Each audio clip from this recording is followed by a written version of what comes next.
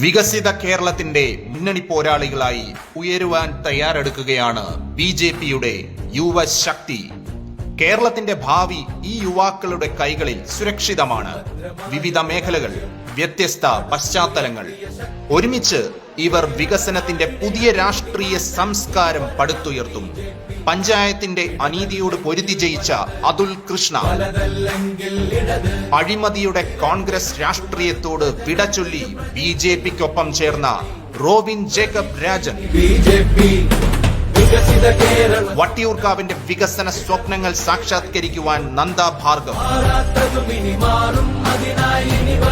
അനിവാര്യമായ വികസനം സാധ്യമാക്കുവാൻ പത്തനംതിട്ട ഏനാത്ത് ഡിവിഷനിൽ ഐശ്വര്യ,